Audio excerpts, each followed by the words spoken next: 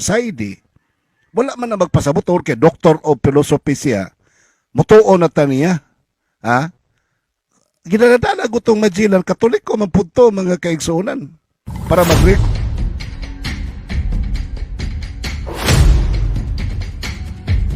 Maayong adlaw kaninyong tanan ug ano no sab kita kini inyong programa sa TV Puliapong Argumento buhat tag mga short nga mga tubag ug presentation mahitungod sa pagtulun-an sa atong simbang Santa Iglesia Katolika Apostolika Romana. So karon nga panahon na atay tagaan nga reaksyon nga usa ka higala nato nga dili Katoliko, usa ka pastor banggiitang debatidor sa Seventh-day Adventist nga mohatag tag reaksyon sa iyang mga gipamulong ug ato ang tuliron ang mga butang nga dapat atong tuliron. Nganuman kina atin nakita nga mga butang nga makaingon ta ba nga dili maong information nga nalatid sa general truth and general information nato.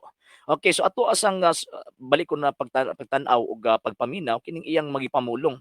Kini magong gipost magud nato nga tawag ining audio magud niya gikan na sa iyang program sa radio. And yun, nakuha na to ni kay gipost po nila sa ilahang gitawag og page niya. Siyempre, naka-highlight sa ato ani tungod sa hinungdan nga yun, siyempre ang ato ang gipangita ang kamatuoran man, ang tinuod man.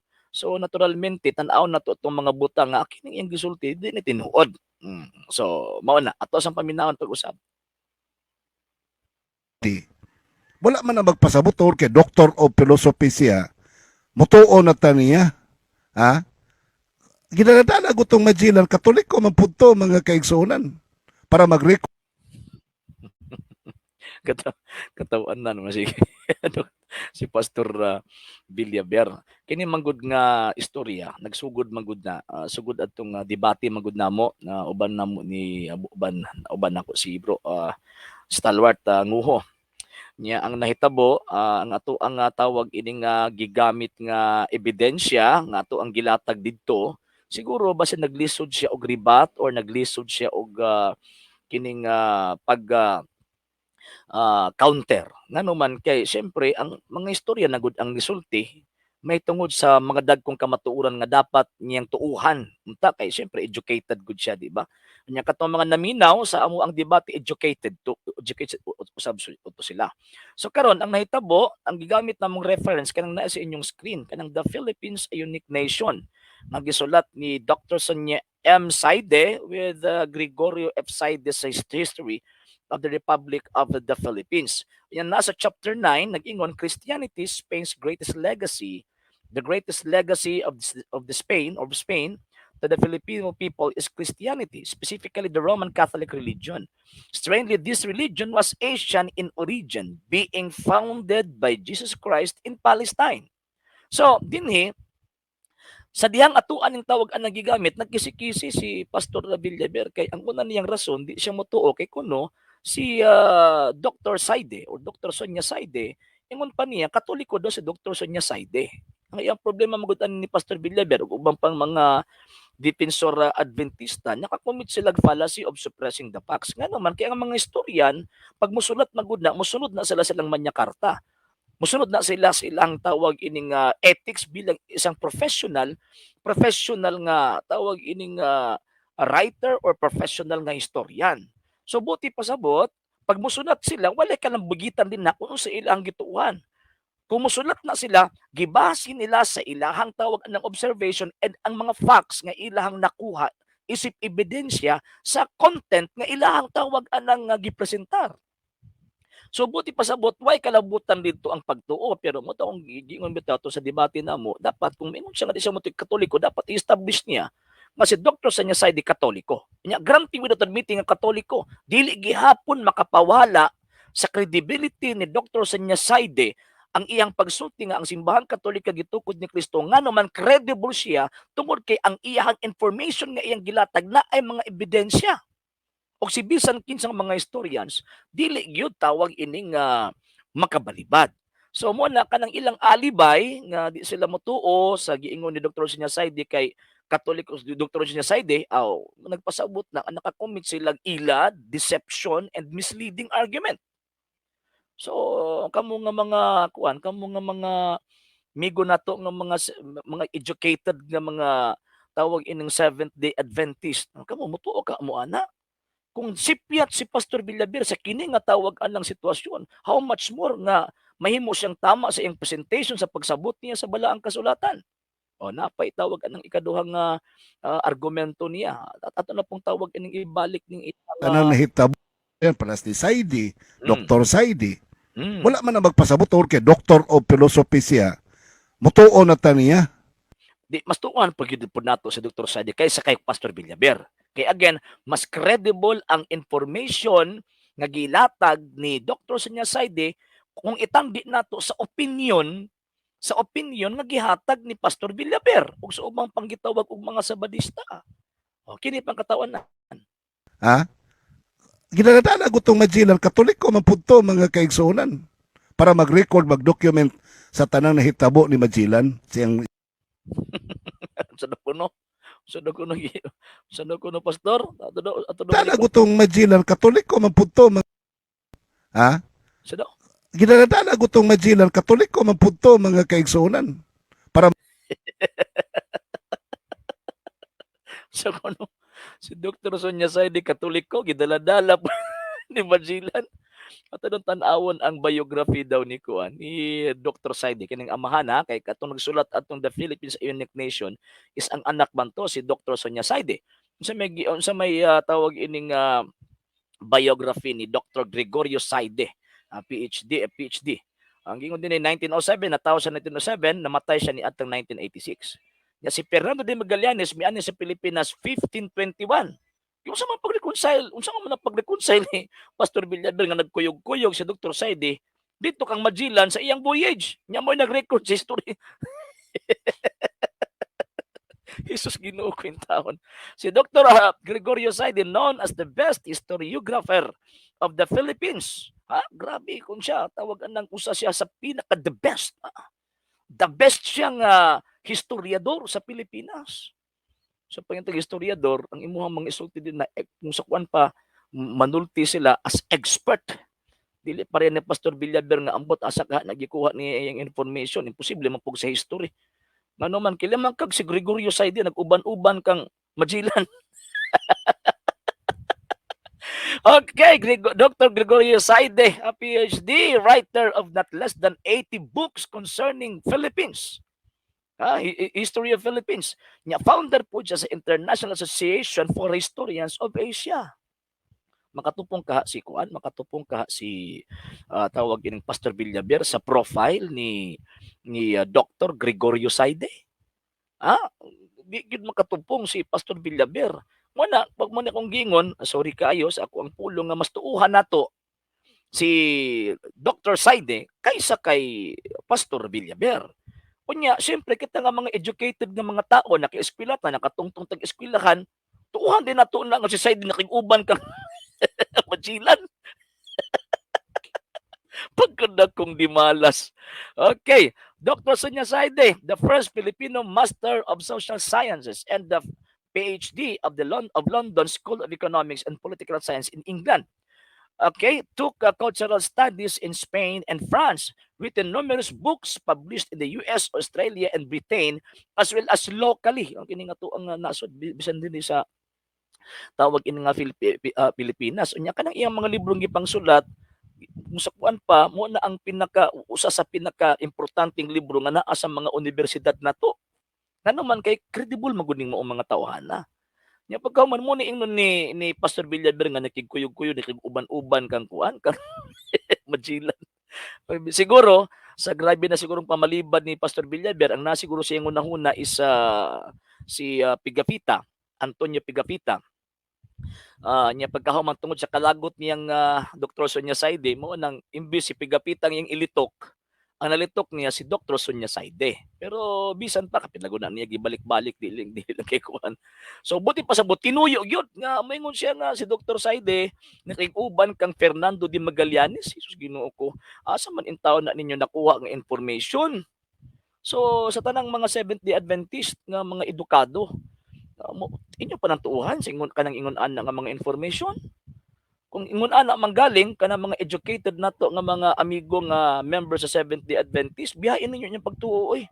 Sipyat man gani siya sa tawag ining ah, kanang history, how much more sa iyang pagkutlo, pagbasa, pagsabot niya sa balaang kasulatan. Di ba? Kung ako'y membro ana, mabiya ko eh. Tudloan man itag mali aning maong tawhana. Kanya remember nga ang kasaypanan dili gyud na mohatod og kaluwasan. Mo bitaw na ang balaang kasulatan kung tan-aw nato ang iglesyang gitukod ni Kristo naagi gitawag og kining kamatuoran og siya mismo ang haligyo og patukuran sa kamatuoran kay ang kabakakan, ang sayop makaimpierno na. So kini palang daan sa gitudlo ni Pastor Villaver. Kung mo ni tawag anang basihan nga mamahimong maayo kay syempre banggiitan veteran na debater sa Seventh-day Adventist sa Visayas ug Mindanao nya ang itudlo mo na itudlo sa ato ang mga anak, ang inyong mga kaanakan, ang itudlo si Dr. Saidi na kig-uban dito kang Fernando de Magallanes kay para mo record sa iyang voyage para sa Pilipinas.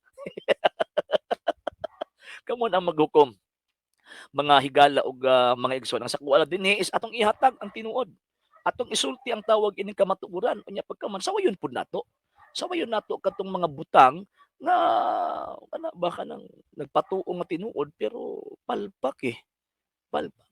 So mo na mga higalag mga igsoon at least kabaw mo nga dili ko mo nga nagbitbit sa ngalang pastoy umbot pasabot ana dili nagpasabot nga tinuod na sila kay bisan gani sila mismo nagkasipyat-sipyat nagkatambling-tambling ng ilang mga informations.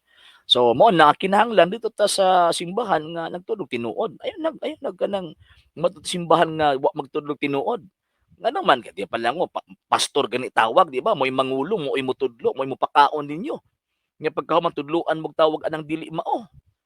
Di ba? Katong mga edukado nga mga sabadista manabon sa ilang naon unsa man si pastor, "Uy, nahitabo naman nga si Dr. Saidi nakig-uban ni Magellan." Okay. So ayaw mo kalimot sa pag-like, share, follow sa atong Facebook page, RJ Horolanciano II TV, Apollo Argumento, and Kuya Apologist TV page. And pag-subscribe sa atong mga channels, Dali Catholic Apologist International Official, RJ Sandro II TV, ug usab sa atong Kuya Apologist TV. Sa sunod na po higayon, sa tawagan ng paghatod natog short answers, mga tubag sa mga pangutana nga ug tawag ina natin mga taga mga reaksyon mahitungod og naay kalambigitan sa atong pagtuong nga Katolika. Ave Maria, Viva Cristo Rey.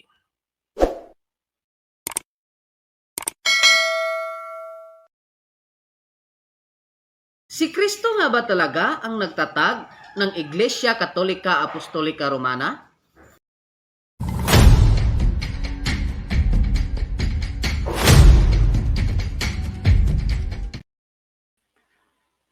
Magandang araw naman po sa inyong lahat. Narito na naman po ang inyo at ang ating programa sa TV Apología.Argumento. And presentation po natin ay ito po yung short presentation po natin sa mga bagay or mga pagsagot sa mga bagay na may connection po sa ating pong pananampalatayang Katolika. So itong programa po natin ay meron naman po tayong bibigyan po ng kasagutan or reaksyon concerning sa mga videos na kumakalat po sa atin pong paligid, especially po dito po sa social media. And ang video pong ito ay video po ito ng mga depensor ng Iglesia Adventista. Itong mga Seventh-day Adventista pagkatapos pinapabulaanan po nila na ang Iglesia Katolika Apostolika Romana ay siyang iglesyang itinatag ng ating Panginoong Jesucristo. So ngayon tingnan po muna natin itong video po nila and at least para makakuha po tayo ng mga puntos and yan po yung maibigay po natin or bibigyan po natin ng reaksyon at kasigutan. Si Kristo nga ba talaga ang nagtatag ng Iglesia Katolika Apostolika Romana? Panoorin mo. Opo, 100% ang Panginoong Jesucristo po ang nagtatag ng Santa Iglesia Katolika Apostolika Romana at syempre hindi lang po simpleng sasabihin natin na tayo po nagki-claim lang na ang Santa Iglesia Katolika Apostolika Romana ay siyang iglesyang itinatag ng Panginoon Jesucristo, kundi meron po tayong mga ebidensya. At ang mga ebidensyang ito po yung mga statements and yung mga dokumento ng ipinesentar ng mga eksperto patungkol po sa kasaysayan. So hindi po tayo magki-claim lang po na wala po tayong tinatawag na basis. So ito po, i-continue po natin yung panood po sa argumento po nila. Mo ang video ito. Malimit kasi sa mga sinasabi mga kapatid ng Iglesia Katolika, lagi lang po talagang tinatawag po natin na via tradition. Sample lang ko kayo mga kapatid.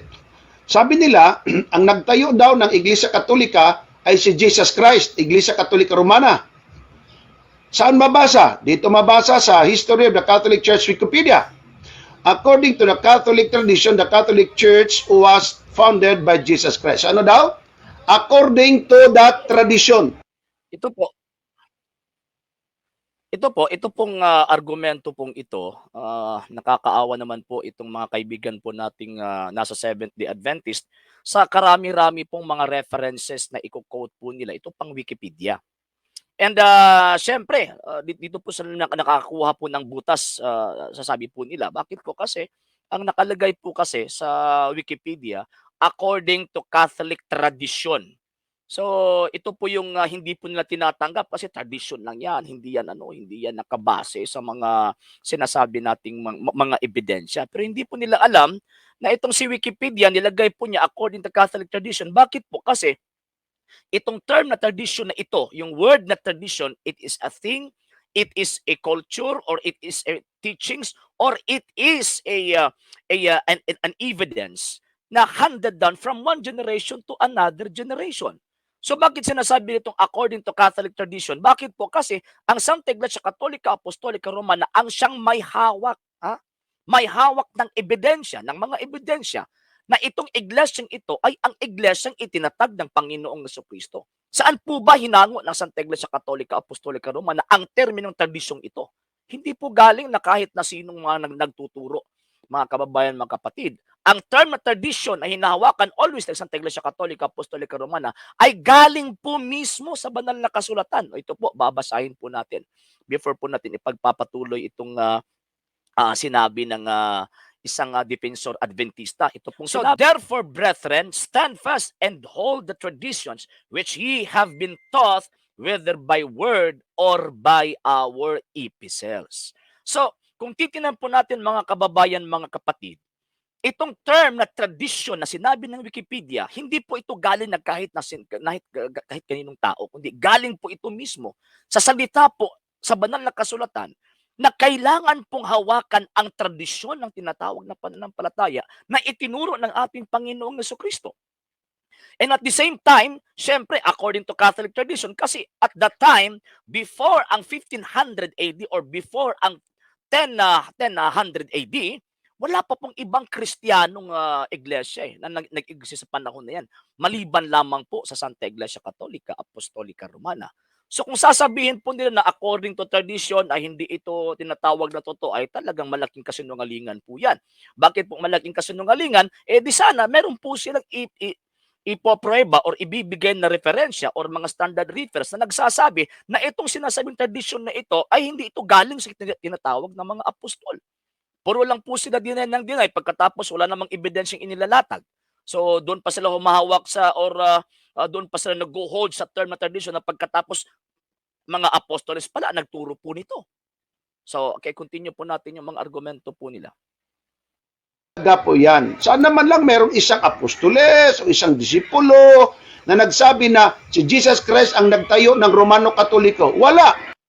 Okay, isa po itong tinatawag na fallacy of silence. Bakit po? Pinaka number one, kasi sa panahon po kasi ng mga apostol, wala po kasing ibang Kristiyano na nag-exist sa panahon din, maliban lamang po sa iglesyang itinatag ng Panginoong Jesucristo. And according sa kasaysayan, itong iglesyang ito po yung Santa Iglesia Katolika Apostolika Romana. Pangalawang punto, hindi po pwedeng bibigyan po ng pangalan ng Panginoong Jesucristo ang kanyang iglesia or babanggitin po ito ng mga apostoles. Bakit po? Kasi pinaka number ito, meron pong mga squatters ng pananampalataya at aangkinin po ito.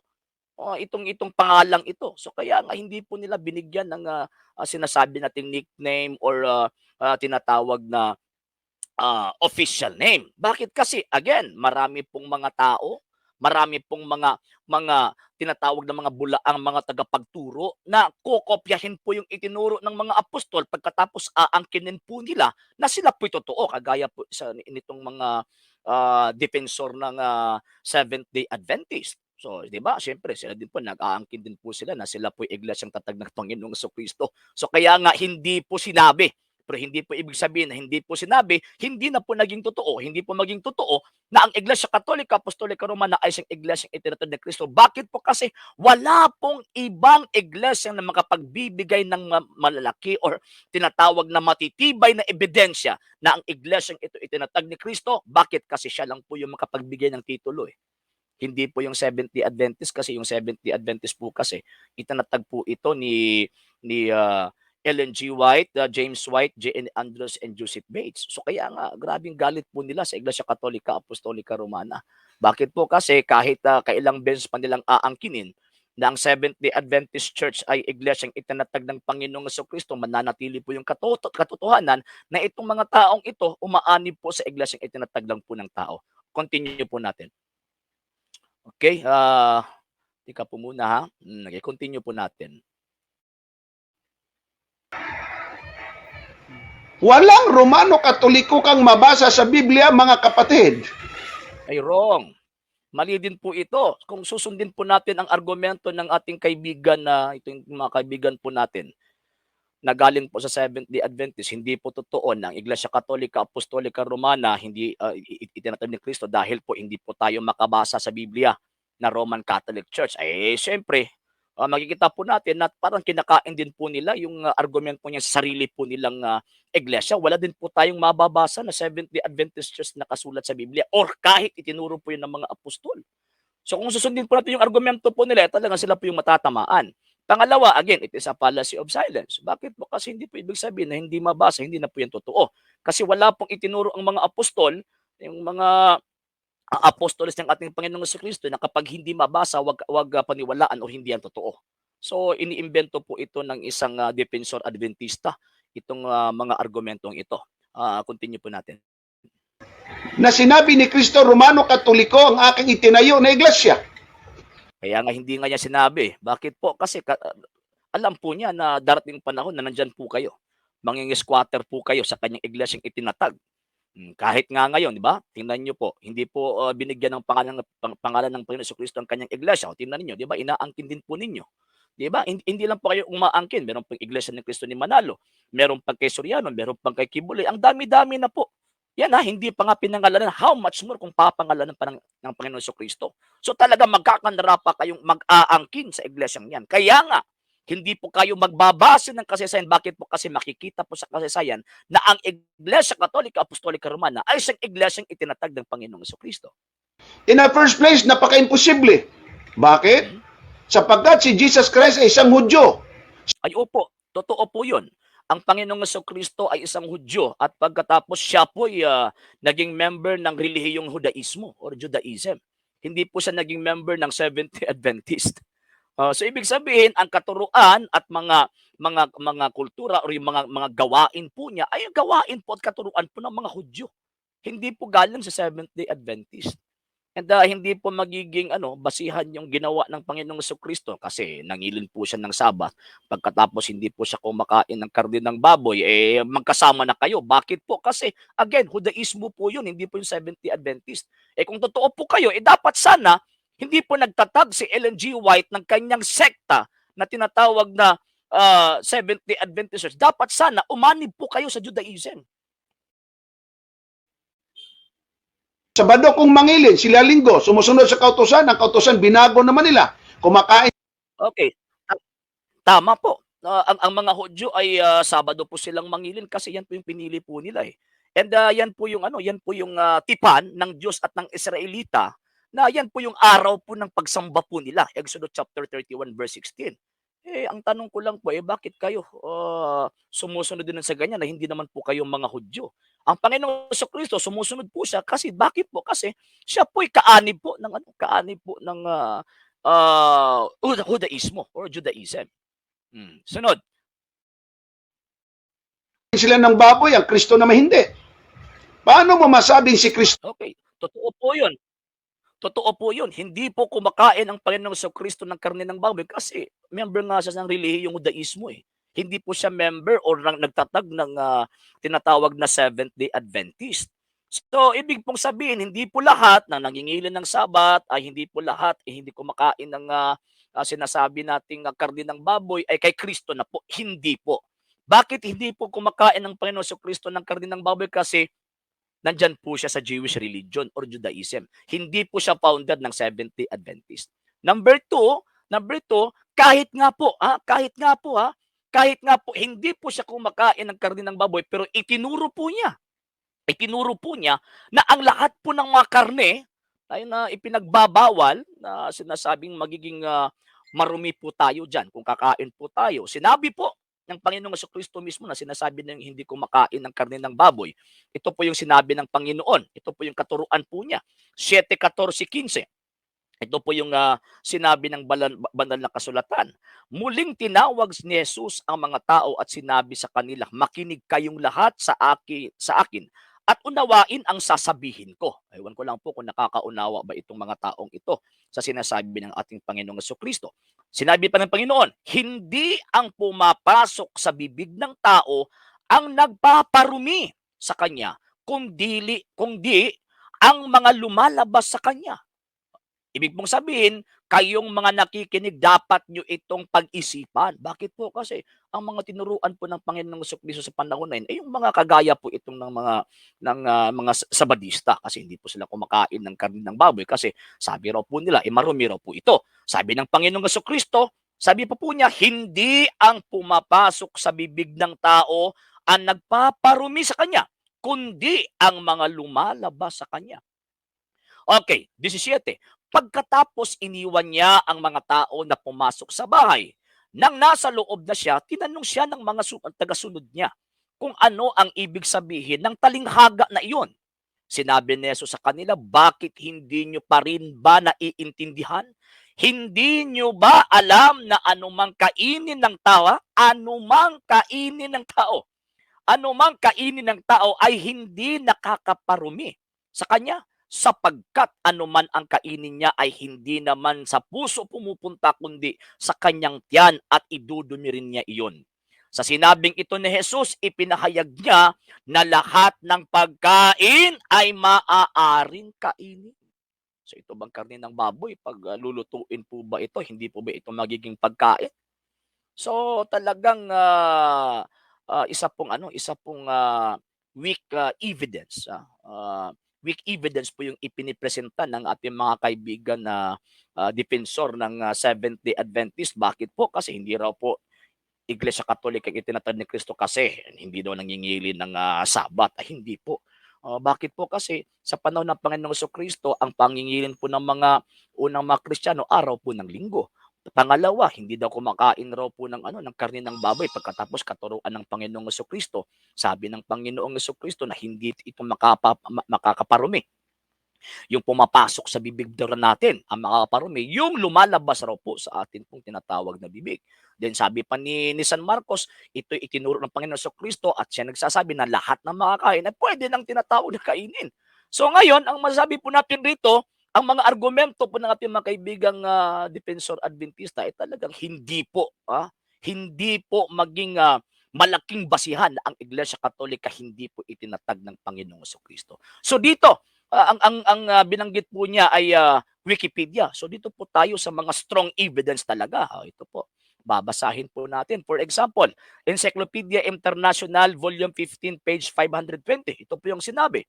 Roman Catholic Church, the history. There are two equally valid definitions of the Catholic Church comparable to the twofold nature of Jesus Christ, its founder, who was both human and divine.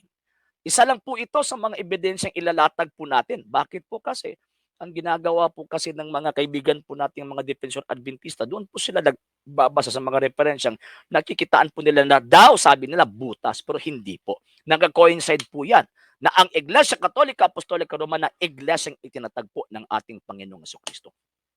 So yung mga basis po ng ating mga kaibigang Seventh-day Adventist, weak basis po yun eh. And ibig pong sabihin is non sequitur. isa po yung argumento na hindi po nakabase sa talagang doon sa mga strong evidences. So mga kababayan, mga kapatid, actually meron po itong continuation. Sige, isa-isahin po natin yan. So mga kapatid, mga kababayan, ito lang po muna. At sana po, huwag niyo po kalimutan pag-like, share, follow sa atin po mga Facebook page, RJ Horolan, Sandro Second TV, Apollo Ponte Argumento, and Kuya Apologist TV page. And also, sa pag-subscribe po sa mga channels po natin, The Lay Catholic, Apologist International Official, RJ Sandro Second TV, and sa atin pong Kuya Apologist TV.